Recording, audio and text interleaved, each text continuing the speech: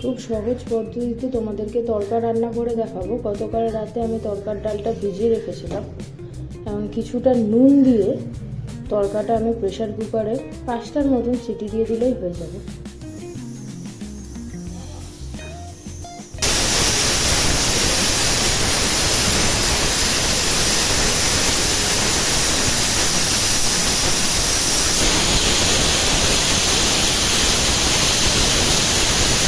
ডালটা আমার সিদ্ধ হয়ে গেছে।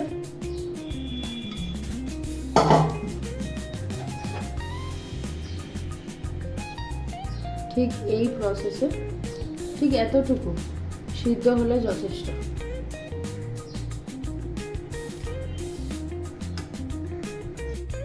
তড়কার ডাল আমার 200 গ্রামের, তো সেই হিসাবে আমি 2খানা ছোট সাইজের পেঁয়াজ নিয়েছি। আপনাদের যদি মাঝারি সাইজের একটা বড় পেঁয়াজ থাকে সেটা দিতে পারে।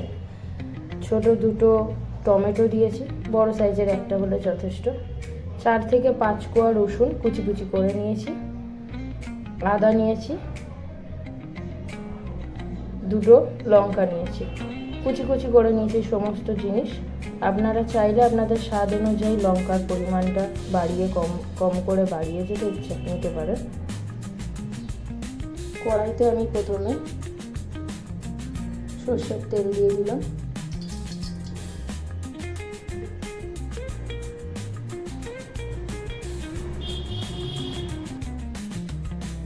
তেল গরম হয়ে এলে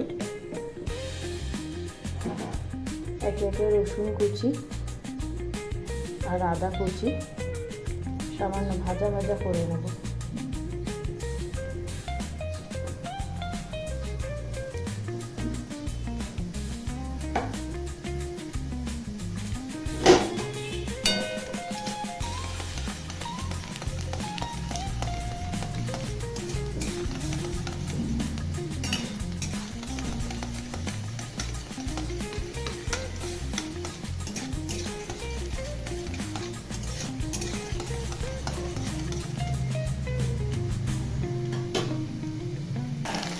সামান্য ভাজা ভাজা হয়ে এলে এবার পেঁয়াজ কুচিটা দিয়ে দেবো।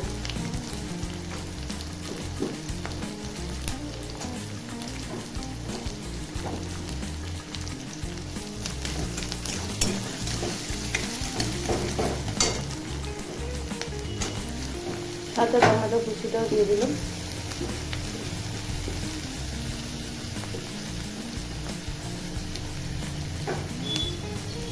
লঙ্কা কুচিটা দিয়ে দিলাম। হালকা ভাজা ভাজা করবো।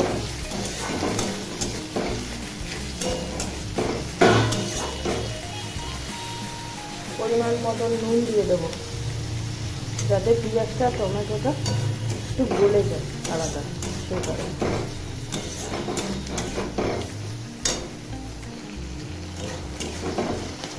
হালকা ভাজা ভাজা হয়ে এসছে। আর এর মধ্যে জিরে গুঁড়ো আর পরিমাণ মতো ধনে গুঁড়ো দিয়ে দিলাম। দিয়ে আর একটু ভালো করে কষাবো।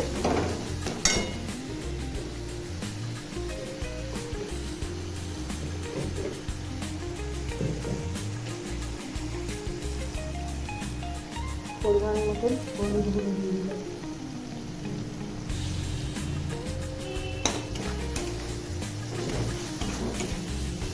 ভালো করে কষাবো।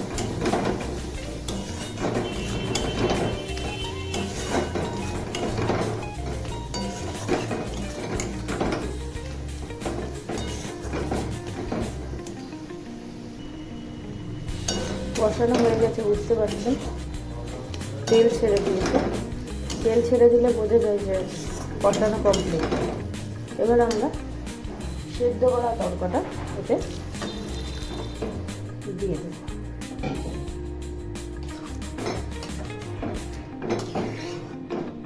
ভালো করে নাড়াচাড়া করবো। আর একটু পরিমাণ মতো নুন দিয়ে দেবো। সেদ্ধর সময় যেহেতু নুন দিয়েছিলাম সেহেতু পরিমাণ মতো নুন দিতে হবে।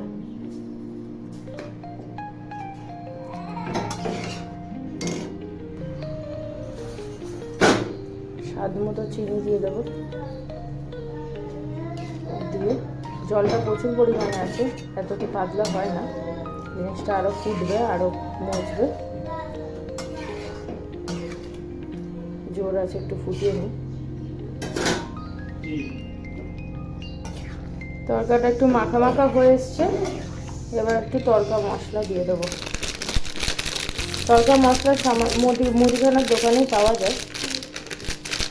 তড়কা মশলা দিয়ে দেবো, দিয়ে ভালো করে নাড়িয়ে ছাড়িয়ে শেষে কাসুরি মেথি দিয়ে দিলে রান্না আমাদের কমপ্লিট।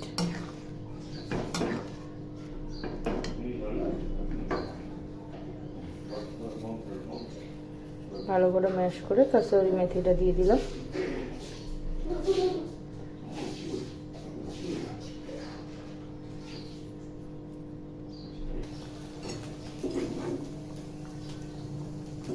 শেষে দুটো ফাটানো ডিম ভালো করে ভেজে নিয়ে একটু নাড়িয়ে চাড়িয়ে